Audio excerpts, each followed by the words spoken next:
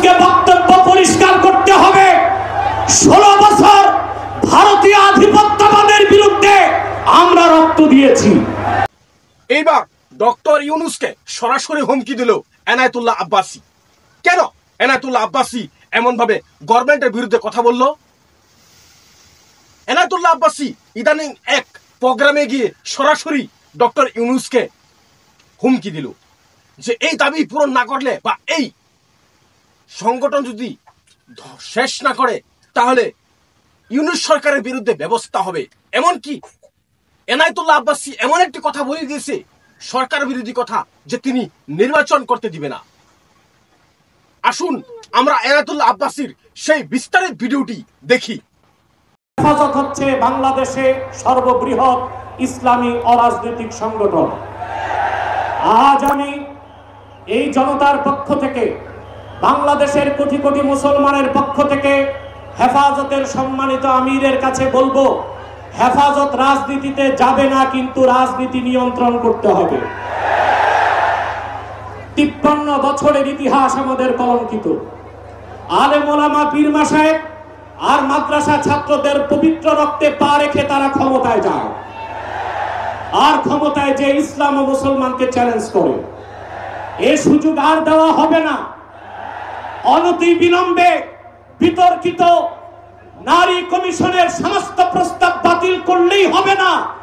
যে নারী নামের হিজড়াগুলো এই দুঃসাহস করেছে, গ্রেফতার করে তাদেরকে আইনের আওতায় আনতে হবে।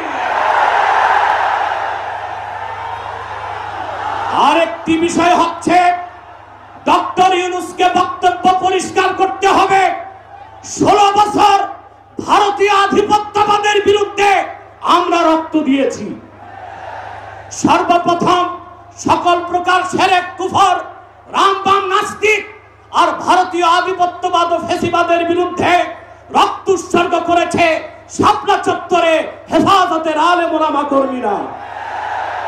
সেই আন্দোলনের আগ্নেয়গিরিতে 5ই আগস্ট ছাত্র জনতা আগুন ধরিয়েছে শুধু। অতএব আলেম ওলামাকে বাদ দিয়ে কোনো সিদ্ধান্ত মেনে নেওয়া হবে না। ডক্টর ইউনূস সাহেব পরিষ্কার করুন, মানবিক করিডোরের নামে বাংলাদেশকে ইন্দো প্যাসিফিক অঞ্চলে যুদ্ধের দিকে ঠেলে দিবেন না। আগ্রাসী শক্তিকে বলে দিচ্ছি, আমার দেশের সবুজ লাল পতাকার দিকে যে চোখ তুলবে তার চোখ উপড়ে দেওয়া হবে। আমার বাংলার কোন 1 ইঞ্চি মাটিতে আগ্রাসনের থাবা বসালে সেই কালো হাত ভেঙে দেওয়া হবে। ব্লাসফেমি আইন করতে হবে। Freedom of expression, freedom of speech, বাক স্বাধীনতার নামে ইসলাম বিরোধিতা যেই করবে তাকে আইনের আওতায় আনতে হবে।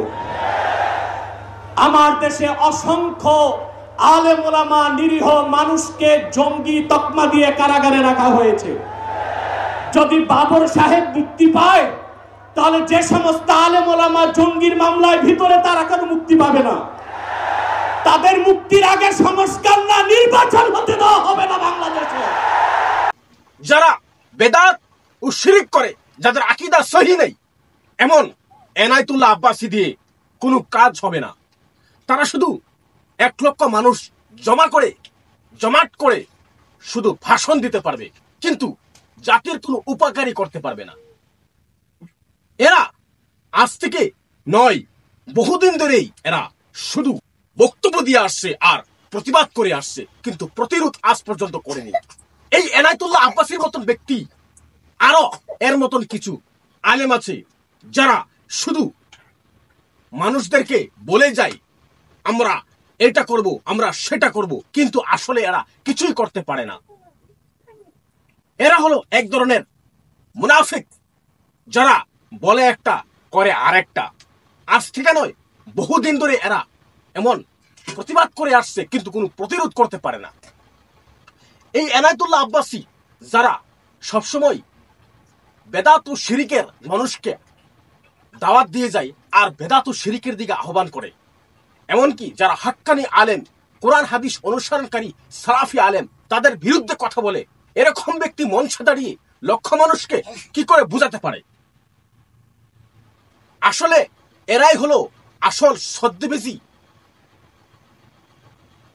দাজ্জাল রূপী মানুষ, যারা সবসময় কোরআন হাদিসের বিরোধিতা করে আসছে।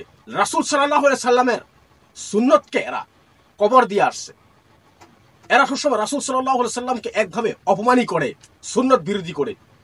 আল্লাহ এদেরকে হেদায়েত দান করুক আর সঠিক বুঝ দান করুক, যাতে কোরআন ও সহিহ হাদিসের দাওয়াত ভালো করে পৌঁছাতে পারে। তারপর মানুষকে সত্যের পথে আহ্বান করুক, মানুষকে রাজনীতি শিখাক। এখন মানুষকে রাজনীতি শেখাতে হবে না। আশা করি আজকের ভিডিও টপিকটা আমরা কেন তৈরি করেছি আপনি বুঝতে পেরেছেন। আরেক ভিডিওতে আবার দেখা হবে ইনশাআল্লাহ। আসসালামু আলাইকুম ওয়া রাহমাতুল্লাহি ওয়া বারাকাতুহু।